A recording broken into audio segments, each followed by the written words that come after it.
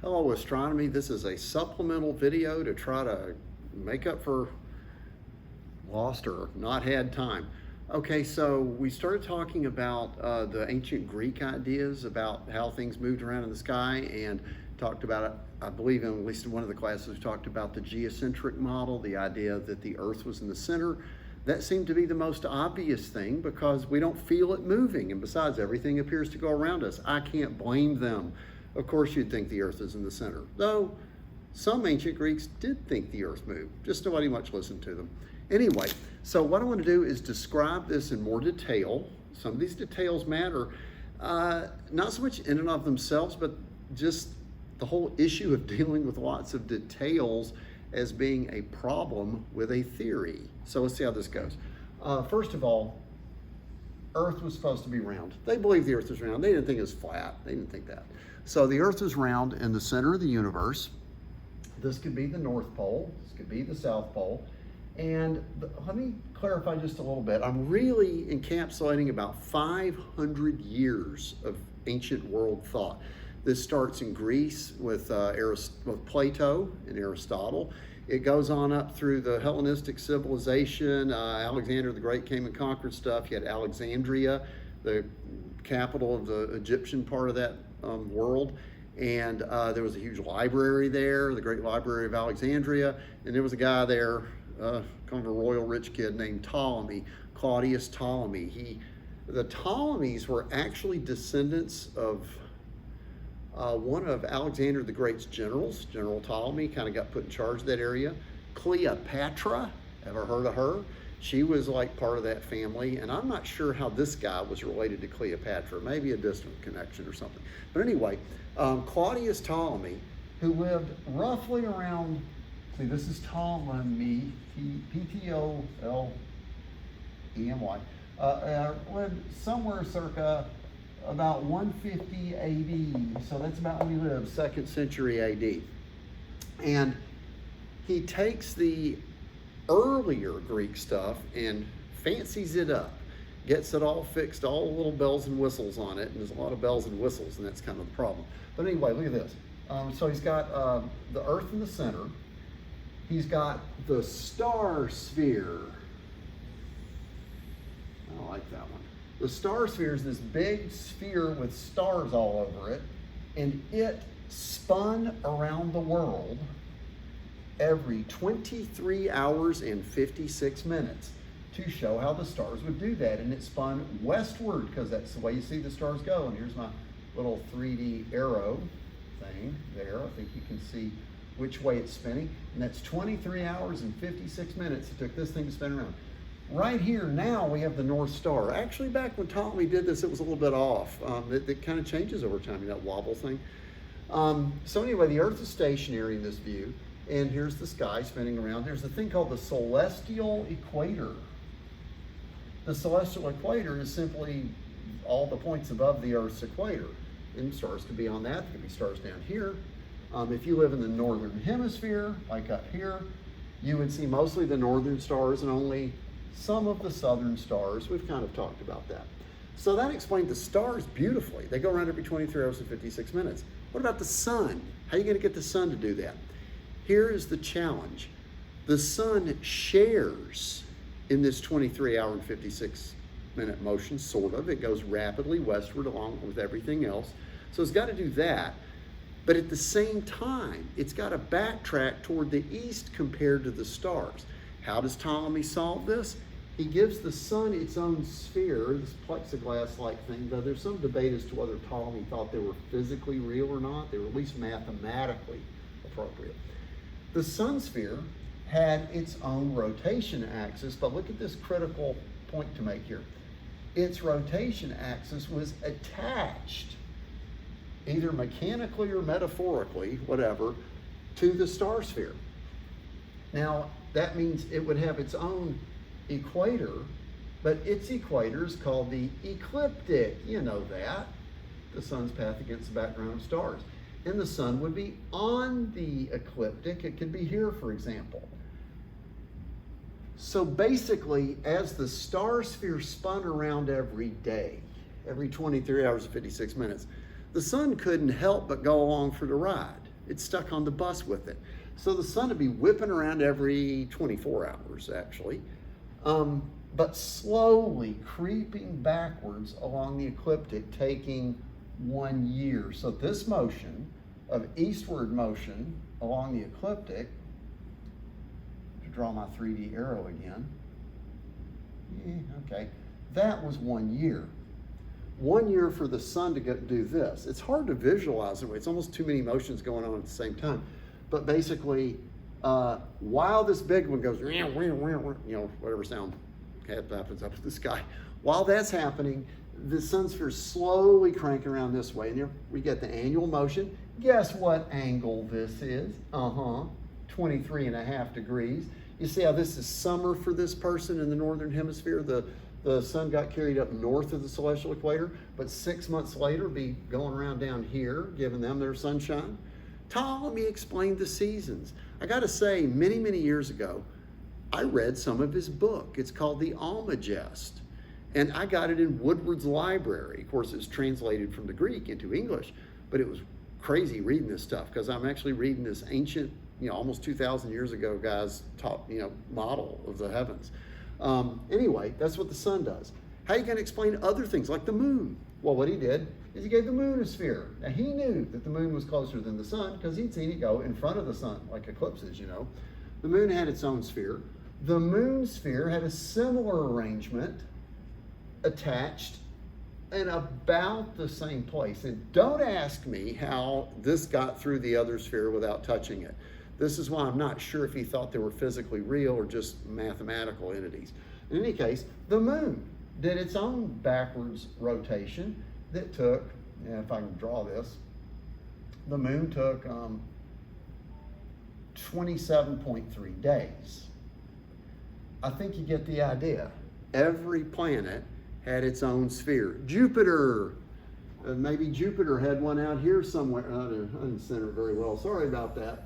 So maybe Jupiter was on one. And you know what? All the planets, for some reason, or maybe I should say for no apparent reason, all the planets' spheres had their axes attached in approximately the same parts of the star sphere. That explains or accounts for the fact that you always see the planets in the zodiac.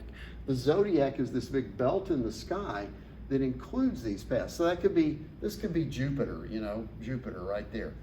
And then Saturn and Mars and Venus. I believe he had Mercury and Venus in between the moon and the sun, if I remember right.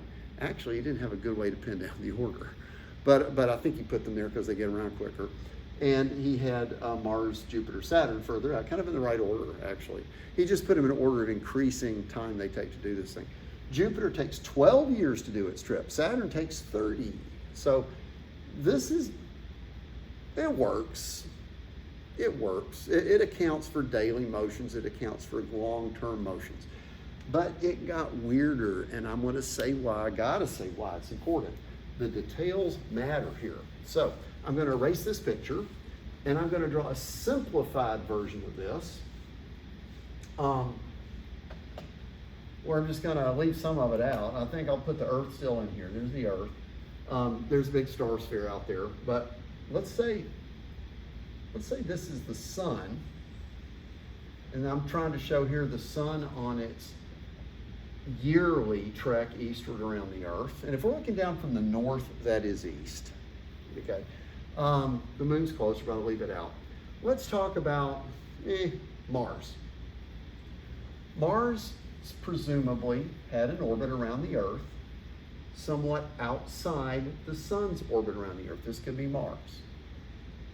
And, you have Mars go around and the sun goes around, and it sounds okay so far. But there's a weird thing comes up. And this word go back a ways because I remember in 6th grade, my public school all day long teaches all the subjects teacher didn't like science. And a friend and I complained, why don't you teach us some science? And just to kind of spite us, she gave us a list of words to go look up. Some science friend of hers gave her the list.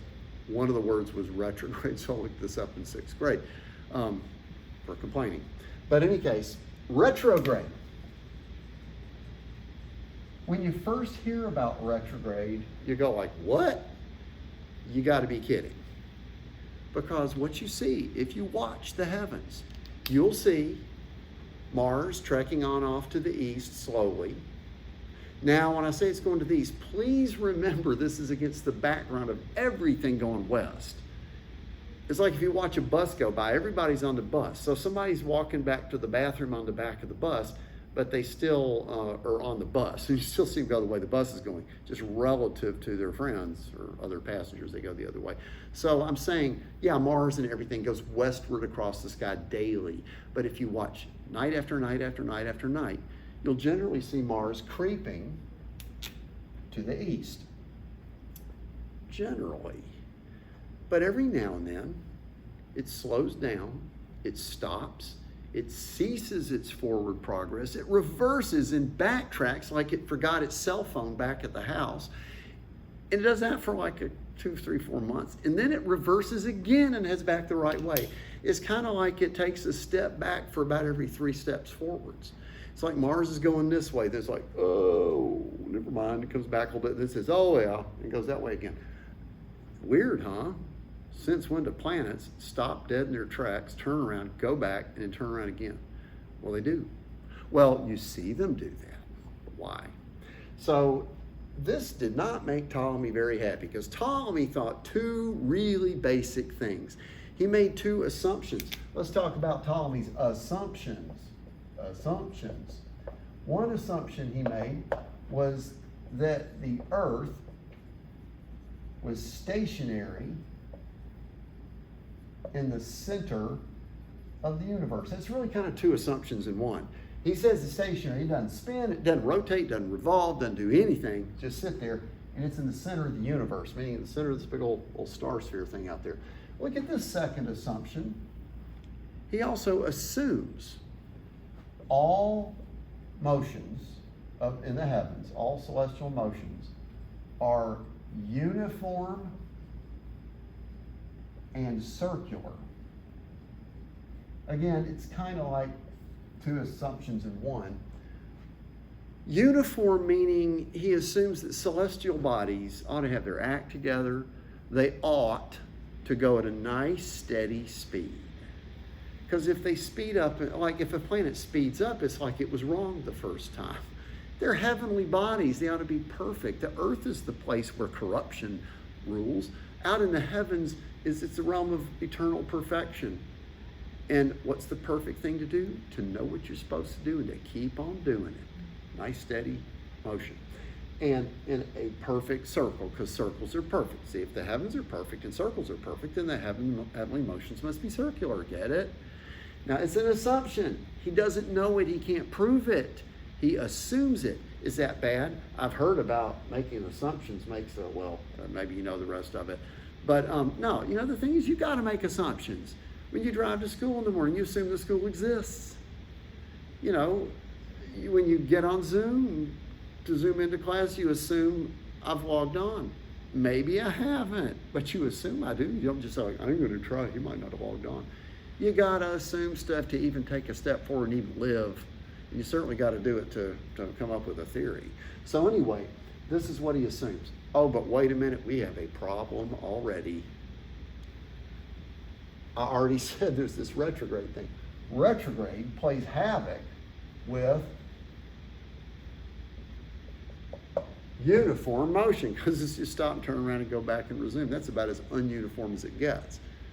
So what do you do if you believe in your heart that celestial bodies must do uniform motion and they don't? Yeah, come up with a way. Where there's a will, there's a way.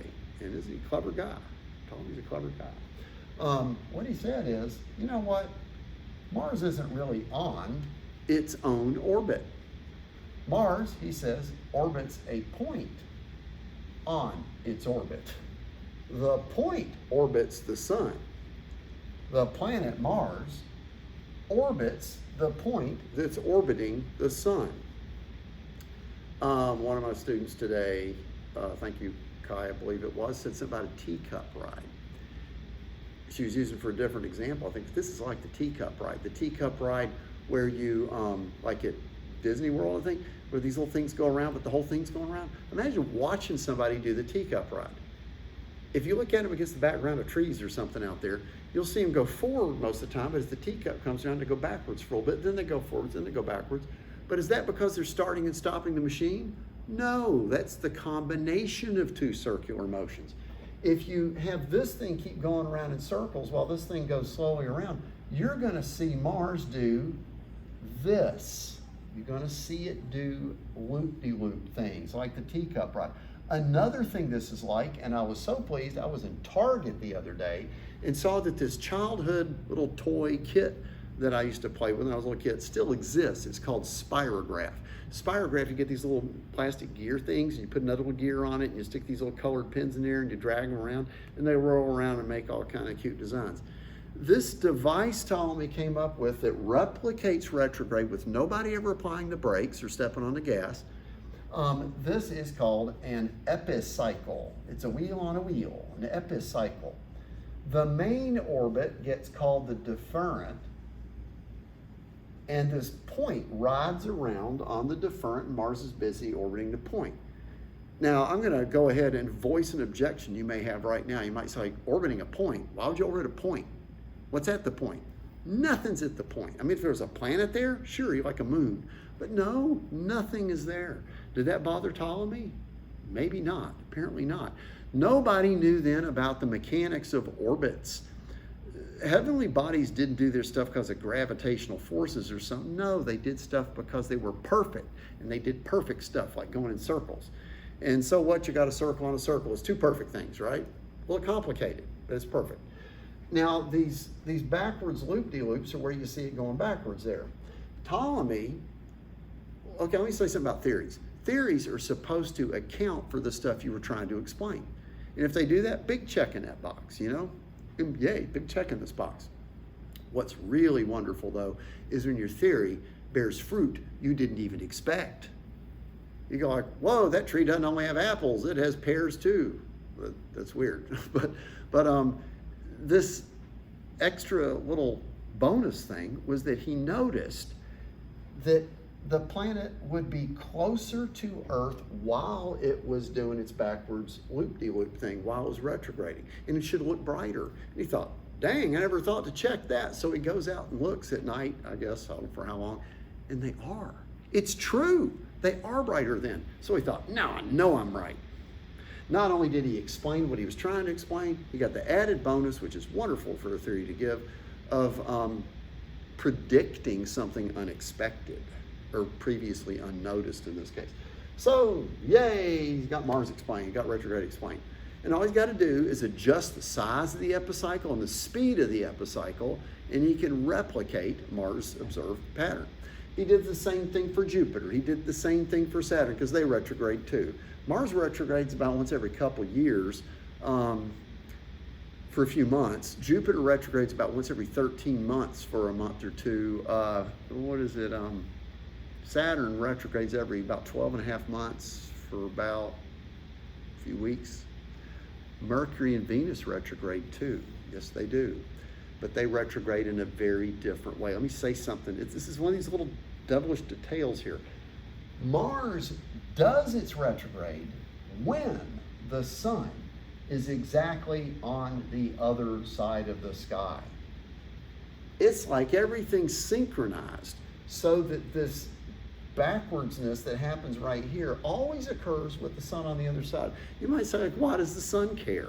It's almost like they're in cahoots, like they had a secret meeting, you know, some kind of conspiracy theory, if you're into those. It's like a conspiracy between Mars and the sun to make sure the sun kind of never sees Mars retrograde or something. How does Ptolemy explain that? He doesn't. It's just arbitrary. The sun always does that. Why? And then he answers with that awful word, because, period.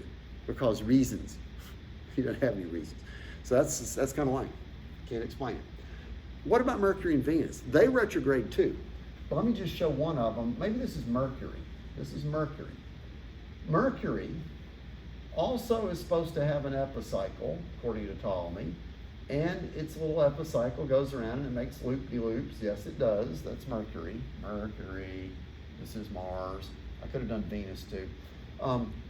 But the rule's different. Instead of Mercury doing its retrograde when the sun is on the opposite side, it never gets on the opposite side. For some reason, the center of Mercury's epicycle, this little point of nothingness, is always on a line between the Earth and the sun. And the effect is Mercury is never seen to be very far from the sun. It always hangs around real close to the sun. I've seen Mercury maybe 8 or 9 times in my life. You know, I teach astronomy. I love this stuff. It's hard to see around here because of trees. It's always either way low in the west after sunset or way low in the east right before sunrise. And you can barely see it in a dark sky, you know, so it's just hard to catch. But anyway, so Mercury and Venus obey a different kind of retrograde rule than Mars or Jupiter or Saturn. 2 kinds of planets, the kind that do one thing, the kind that do the other thing. Oh, but then that's getting messy. I know it's getting messy. But it got even worse. Let me tell you how it got even worse. Here's how it got worse. So let's say it should be like this, that the Earth is in the center and the sun, let's say, is supposed to orbit around the Earth, and you'd think the Earth would be right in the center and the sun would go around a nice circle. That's not perfect, but good enough. You'd think that you could divide the year into 4 equal seasons. You'd think, but here's what you find out. You put the dates on there, and let's say it goes this way. So let's say this is June 21st, and this is coming this way, September, and this is December, and this is March, and this is 21st, and this is 21st, and this is 23rd. I don't know if you caught that when I first said it. I did say that before. That's weird. Why? The date's wrong? No, actually the deal is, this is a longer time than this. It really is by about 5 or 6 days. This is about 185 days. And this is about 180 days. Yeah, it's not even. And Ptolemy, all he can think to do is this. Oh, this must hurt. He put the Earth off center. But wait, he just said it was in the center. Well, kinda, close. By putting it off center, he could make these seasons shorter like they really are. So to explain the different length seasons, he invents what's called the eccentric. Eccentric means just about what it sounds like. It means off center. He puts the Earth off center. Now I could imagine somebody criticizing him, calling him a hypocrite and stuff, because he's geocentric, Earth in the center. Maybe he blames it on the sun. Maybe he says the Earth's in the center, it's the sun that's out of whack. Maybe it's, I don't know, the sphere got knocked out of whack a little bit. I don't know. But it's a little bit off. You know what though? That wasn't enough.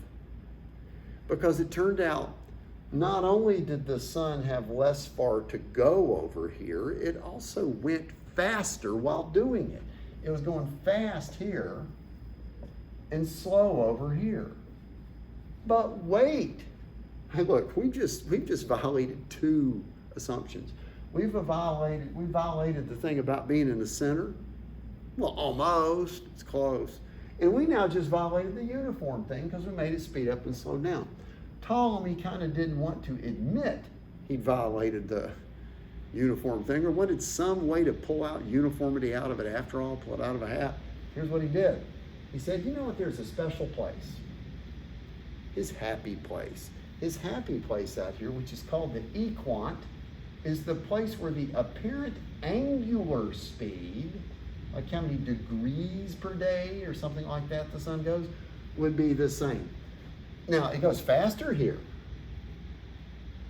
and slower here, but this is like standing close to objects that makes them look faster and standing far from things and it makes them look slower. It's kind of like if you were in the middle of a racetrack, cars are going around, and it rained on one side of the track and they all just slow down, and that drives you crazy because you like to see them go the same speed. You get ever closer to the slow ones and further from the fast ones and equal them out, at least give the illusion of a constant speed. So the equant is the happy place. And you know what? It got even messier. He had, I'm not even quite sure, I think he had combinations of these things. Like you could have an epicycle that itself is eccentric with equants. Basically, every time he had an eccentric, he had an equant over here. The equant's this point out in the middle of nowhere. Nobody even lives at his happy place. It's out in space somewhere, or out in whatever that ether is or something. And the Earth's off center. So these three devices, the epicycle, the equant, and the eccentric, uglied up the Ptolemaic system and made it super complex, hard to deal with. And yet, they made it work. And by work, what I mean is it correctly predicted the positions, at least as close as anybody wanted to know. The Murray was even able to check. So yay, Ptolemy. Now, it's a complicated mess. And it played fast and loose with some of its assumptions, but it did work. Criticism might have been forthcoming, but Ptolemy died. And Alexandria went, and the whole Roman Empire that it was part of, like that. You know, at least the Western Roman Empire, and barbarians stormed the gates of Rome, and North Africa fell into whatever, and it all, you know. And so who's going to worry about astronomy when, you know, your civilization is crumbling? So that stood. Some people picked it up. The Arabs moving across North Africa headed towards Spain. They went and conquered Spain, and you might know if you take Español, Fernando y Isabel, los reyes católicos que expulsaron los moros de España en 1492, ¿verdad? Anyway, I'm saying, if you take Spanish, you learn about the Moors, and they were in Spain for about 700 years, and Ferdinand and Isabel finally drove them out in 1492. That's, Columbus did stuff then too. But anyway, this whole Islamic civilization that included Baghdad, Damascus, and Cordoba in Spain, they did astronomy too. They picked up the Ptolemaic system. They found the books in the library, I guess, or somehow picked this up, found this ancient Greek knowledge, thought it was pretty neat, adopted it, tweaked it, played with it, named stars. I had a student about 10 years ago now. It took astronomy, and her grandma, her ancestors, or even her parents, I think, were from Iraq. And her grandmother was an archaeologist and dug this thing out of a well. It was this incredible brass, beautiful astrolabe.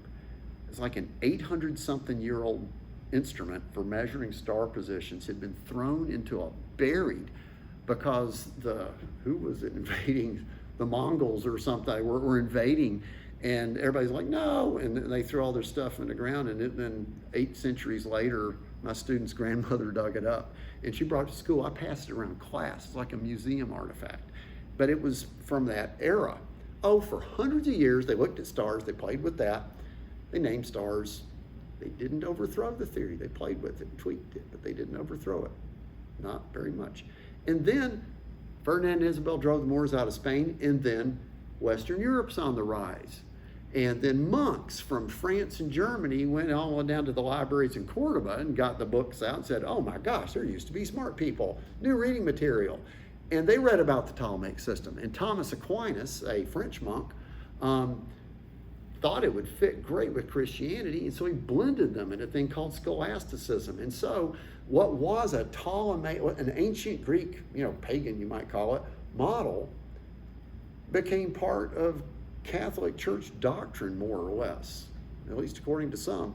And so when the universities rose in Europe in, say, the 13th, 14th century, and you took stuff there, you learned your theology there, and you learned your astronomy there, and they were the same. Heaven was out here, outside the star sphere. Dante's Inferno has these layers, the 7 layers down here, and these 7 layers of heaven and hell and whatever. I haven't read the Inferno, I've read about it. But anyway, that is based on Ptolemy's system, because that was in the air, so to speak. It's what you learned in school. This went on until in early 1500s, because Nicholas Copernicus was a now Polish, whatever you called it at the time, it's now Poland. He was a Catholic Church official. He was canon of the Cathedral of Frauenburg. And so he got interested in this stuff, and he didn't like equants. He thought equants were cheating. He's like, come on, Ptolemy, I know you're smart and all, but really, your happy place? Nah. So he vowed to rid the Ptolemaic system of equals. Sometimes you vow to do one thing and you accidentally do something else. About the same time Martin Luther wanted to stop the Catholic Church from selling indulgences and nailed these 95 Theses up, and oops, made a whole Reformation. He didn't mean to start it with that. Copernicus was just trying to spruce up the Ptolemaic system, and he got to reading too much. He read all this, he read some ancient things, some translated stuff from way back, that so-and-so thought the earth moved. And at first he probably thought it was crazy. Then he thought, I don't know, if the earth spun, that sure could explain everything going around every day. Nah, well, but it would work. And if the earth moved around the sun, you could explain the annual changes, different stars, different times of the year. Whoa, it starts to grow on him. He feels kind of nasty thinking about it, because you shouldn't think those things, right? Because you've learned, you're the church official, and the church loves this thing. And you're thinking these things, these heretical ideas?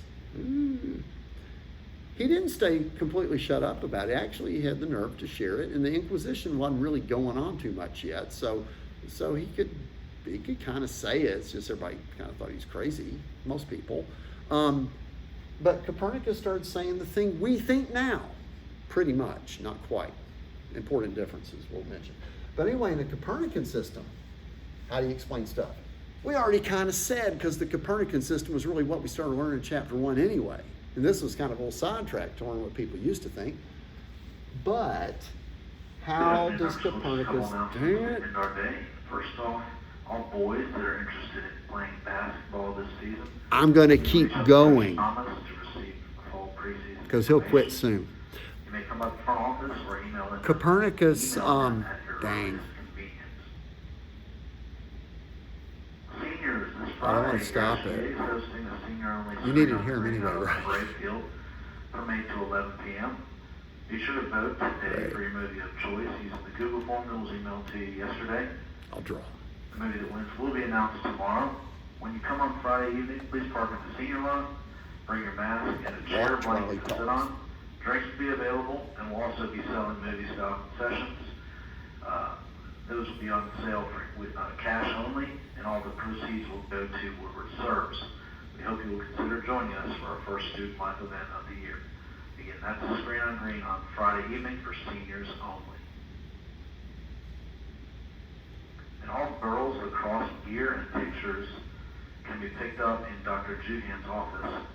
Please contact her to make arrangements. All right, he's shut up now, so I'm going to finish. Look at this. Here we have the Earth going around the sun and Mars going around the sun. This is the familiar thing. This is the thing you've heard about before, the one thing you believed anyway. We both go around the sun. Look at these lines of sight looking from the Earth to Mars. Oh, Mars looks, it's down there somewhere, right? Look now, oh, Mars is over there somewhere, so it just moves that way against the background of distant stars. Let's look at it again. Moved a little more that way, a little bit. Now, uh-oh, Mars just went backwards. Oh, Mars went backwards some more. Now Mars quit going backwards. Now Mars has started to go forwards again. What I'm showing is a perspective thing, showing that when the Earth passes Mars, then from the Earth, Mars appears to go backwards. Maybe it doesn't really go backwards, it just appears to. Now, I'll tell you what, this will do for now. That explains retrograde. What I'm going to do, I'll see, I got somebody on Zoom. So I'll finish this another time. Bye.